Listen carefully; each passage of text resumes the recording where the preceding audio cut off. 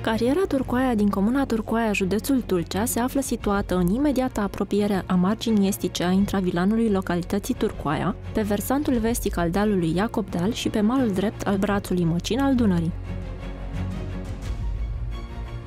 Comuna Turcoaia se află în partea de nord-vest a județului Tulcea, la 64 de kilometri de municipiul Tulcea și la 18 kilometri de orașul Măcin. Originea numelui localității este învăluită de mister, dar există două legende care circulă. În prima dintre ele se spune că pe actuala vatră a satului trăia un turc bătrân și beteag care își petrecea viața într-un bordei, având pe lângă el o oaie. Cei care treceau pe aici, fie că poposeau pentru o noapte sau două, fie că nu, dacă se întâmpla să fie întrebați pe unde au fost, răspundeau că la turcu cu oaia. Din cauza tendinței limbii române de a prescurta și simplifica, se crede că, prin contopire, s-ar fi născut numele de Turcoaia. Această ipoteză nu este în totalitate plauzibilă, mai ales că nu există nicio altă denumire formată similar în toponimia românească. Cea de-a doua legendă povestește că românii din stânga Dunării, îndeoseb cei din Transilvania, veneau cu turmele la Iernat, în Balta Brăilei, loc de tranzit între Imperiul Otoman și țara românească, greu de supravegheat din cauza întinderilor de apă și pădurilor de sălcii. Întrucât pe grinduri clima era mai blândă, o parte din păstorii transilvaneni s-au stabilit cu turmele lor pe cursul Dunării Vechi, unde au construit satul. Viața nu era tulburată decât primăvara, când apele se umflau și inundau bordele, ajungând până unde erau cantonate turmele de oi. Din acest motiv, câțiva ciobani au trecut Dunărea și s-au așezat pe locurile înalte ale vetrei actuale a satului, înființându-l și numindu-l Turcoaia.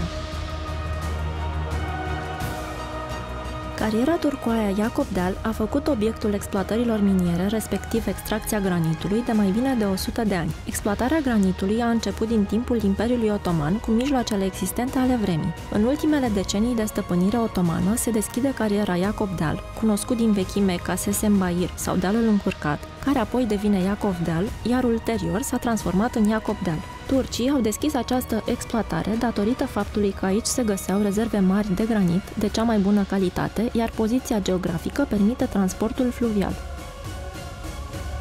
Din documente se cunoaște că în anul 1880 a fost deschisă cariera Iacob Deal, muntele Carol I, aceasta având succes la vremea respectivă, fapt pentru care, în anul 1883, s-au solicitat pavele de către primăria capitalei. Exploatarea s-a dezvoltat repede și astfel cariera Iacob Deal a devenit sâmburele dezvoltării exploatării de granit în Dobrogea. În anul 1896, Vlase Ștefănescu concesionează carierei 60 de hectare, iar aceasta cunoaște o importantă dezvoltare, astfel că până la sfârșitul secolului devine una dintre cele mai importante cariere de piatră. Deoarece distanța dintre locul de exploatare din Iacob Deal și până la punctul de încărcare era de aproximativ 5 km, transportul se făcea cu carul cu boi, iar spărtura de piatră era încărcată cu furca. În 1897 se fac primele propuneri către autoritățile vremii pentru construirea unui funicular. Primul document aflat în posesia noastră în facsimil, care atestă calitatea granitului din Turcoaia, este rezultatul numărul 369 din 24 iunie 1897 al laboratorului de chimie aparținând Școlii de Poduri și Șosele București, semnat de șeful laboratorului de chimie de la acea dată, Angel Salini. Dezvoltarea intensă a carierelor de piatră a dus, în 1898, la formarea cătunului Iacob Deal, populat de imigranți italieni. Aici a funcționat, timp de 40 de ani, școala cu numele Vlase Ștefănescu. După 1900, Vlase Ștefănescu instalează concasoare și construiește o cale ferată de 5 km până în punctul Gura Arman, unde materialul se încărca în șlepuri trase de remorchiere care transportau marfa la Brăila, Galați și alte porturi. De menționat este faptul că toate carierele din zona Dobrogei nu au funcționat în timpul primului război mondial și au suferit mari pagube, dar proprietarii de atunci, prin investiții, au refăcut totul. După naționalizare, carierele reunite au aparținut pe rând Direcției Generale de Drumuri și Poduri, Ministerului Transporturilor, CFR, întreprinderii de cariere și balastiere, care avea sediul în Brașov, iar din 1976, cariera Iacob Deal a fost preluată de întreprinderea de construcții hidrotehnice. În prezent, licența de concesiune pentru exploatarea granitului numărul 163 pe 1999 din perimetrele Iacob Deal și Fântâna lui Manole aparține companiei Xanat Minerals, parte a grupului Xanat International Limited. Lucrările de extracție se desfășoară în limitele perimetrului aprobat prin licența de exploatare în suprafață de 168 de hectare. Cariera dispune de o bandă transportoare de 1 km lungime care leagă cariera de stația de procesare și de dana de încărcare a agregatelor, situată pe brațul drept al Dunării Vechi, brațul Măcin, în dreptul localității Turcoaia.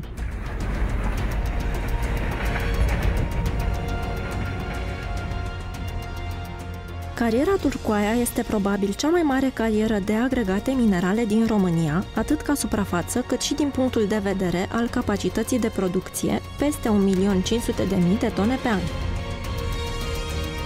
Perimetrul de exploatare cuprinde, pe lângă zona destinată exploatării propriu-zise, următoarele. Perimetrul stației de concasare zona Fântâna lui Manole, incluzând concasoare primare, secundare și terțiare, benzi transportoare, depozite temporare, buncări de încărcare, spațiu administrativ. Perimetrul instalației de sortare-spălare Dana Turcoaia, incluzând instalația de sortare, benzile transportoare, ciururi spălătoare și bazinele decantoare, depozite temporare de agregate, sediu administrativ, incinta Iacob Deal, inclusiv zona depozitului de exploziv, închiriat către terțe persoane care prestează activitatea de derocare în carieră.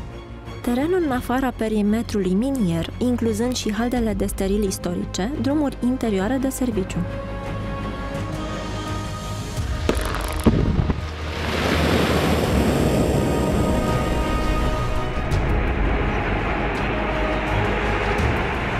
Extracția granitului se realizează la zi, folosindu-se derocarea cu explozivi amplasați în găuri verticale de foreză, iar transportul materialului derocat la instalațiile de prelucrare se face cu autobasculante de mare capacitate. Roca extrasă din fronturile de lucru este transportată la instalația de prelucrare concasare situată în Fântâna lui Manole. Linia de prelucrare comportă următoarea succesiune de operații: descărcarea rocii din dampere în buncărele de alimentare, concasarea primară, concasarea secundară și terțiară. După operația de concasare, materialul rezultat este depozitat într-un buncăr, puț, cu capacitate de 5.000 de tone, din care se transportă cu banda transportoare la stația de sortare-spălare din Dana Turcoaia. La stația de sortare sunt efectuate următoarele operații: concasare terțiară, sortare, spălare, depozitare, cântărire și încărcare în camioane sau barje.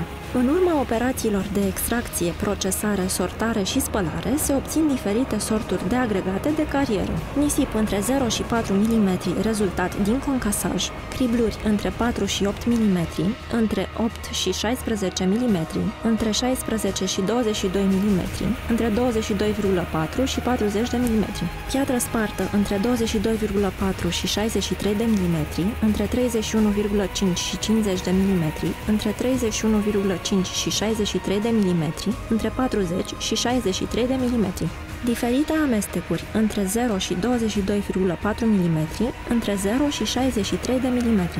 Înrocamente grosiere între 63 și 180 de mm, între 90 și 250 de mm. Înrocamente ușoare între 10 și 60 de kg, între 40 și 200 de kg, între 0 și 500 de kg. Înrocamente grele între 200 și 1000 de kg, între 1000 și 3000 de kg, între 3000 și 6000 de kg, între 6000 și 10.000 de kg.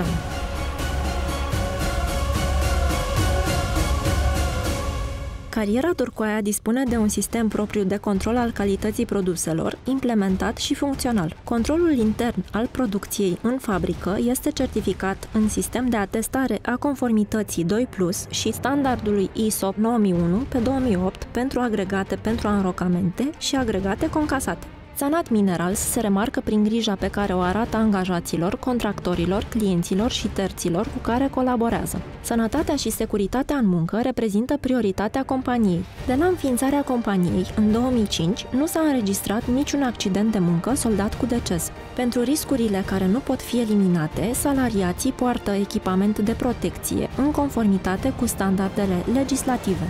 Întreg personalul este testat anual privind însușirea cunoștințelor de securitate și sănătate în muncă. În cadrul carierei Turcoaia avem personal calificat și certificat. În ultimii 2 ani s-a încercat menținerea pe o cotă ascendentă a procentului personalului care a participat la cursuri de recalificare și specializare, ținându-se cont de dezvoltarea competențelor specifice. De asemenea, la nivel de companie există un program de instruire atât internă cât și cu personal sau firme din exterior.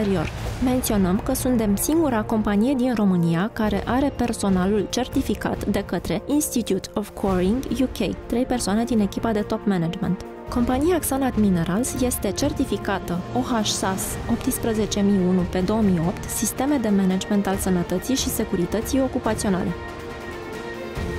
Protecția mediului este strâns legată de strategia de dezvoltare a carierei. În acest scop a fost implementat și certificat sistemul de management de mediul conform standardului ISO 14001 pe 2005 din anul 2009. De asemenea, compania deține autorizații complete de mediu. Colaborăm cu organizații și specialiști pentru a dezvolta metode de lucru durabile în vederea reducerii impactului asupra mediului, de prevenire a poluării și de protecție a biodiversității. S-au luat în considerare elementele de floră și faună înconjurătoare în exploatare. Xanat Minerals are o grijă deosebită pentru exploatarea rațională a resurselor minerale.